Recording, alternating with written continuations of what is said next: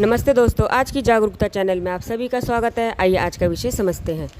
सुख के महत्व को समझाने के लिए ही जीवन में आता है दुख। चलिए समझते हैं। दोस्तों, जीवन में सुख और दुख दोनों ही महत्वपूर्ण हैं।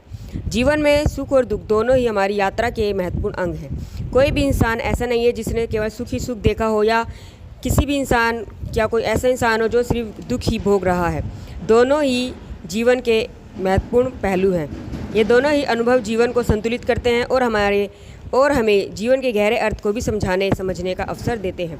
दुख जीवन का वह हिस्सा है जो हमें मजबूत बनाता है। असफलता, संघर्ष और कठिनाइयाँ हमें यह समझाती है कि हमारी क्षमताएं कितनी बड़ी हैं। दुख हमारे भीतर की इच्छा शक्ति को जागृत करना और हमें आत्मनिर्भर बनाना, यह सब काम करता है। बिना कठिनाइयों के जीवन अधूरा है, क्योंकि यदि जीवन में सुख ही सुख बना रहेगा तब भी जीवन एकदम नीरस बन जाएगा। हमारे व्यक्तित्व को निखारती है। जो भी कठिनाइयाँ हैं, संघर्ष है, मुश्किलें, परेशानियाँ हैं, वो हमारे जीवन को निखारती हैं और हमें बेहतर इंसान बनने में मदद करती हैं। दुख ही हमें सिखाता है कि जीवन में सुख के भी महत्व को जीवन में सुख का कितना महत्व है, कि जीवन में सुख के महत्व को समझें और उसकी सराहना करें। अगर जीवन में केवल सुख हो तो इंसान कभी भी अपने भीतर की शक्ति को नहीं जान पाएगा। हर सुख के दरवाजे से दुख झांक रहा होता है। तो चलिए थोड़ा और आगे समझते हैं। भागवत में एक प्रसंग है। जाते जाते कृष्ण ने पांडवों की माता कुंती से कहा, युद्ध हो गया, युद्ध जीत गए।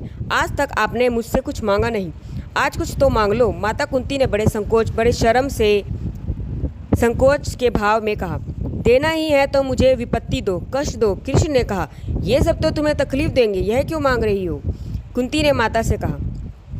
कुंती माता ने श्री कृष्ण से कहा, दुख और कष्टों में आपका स्मरण होता है, आपकी याद आती है, उसी याद के लिए मुझे दुख चाहिए।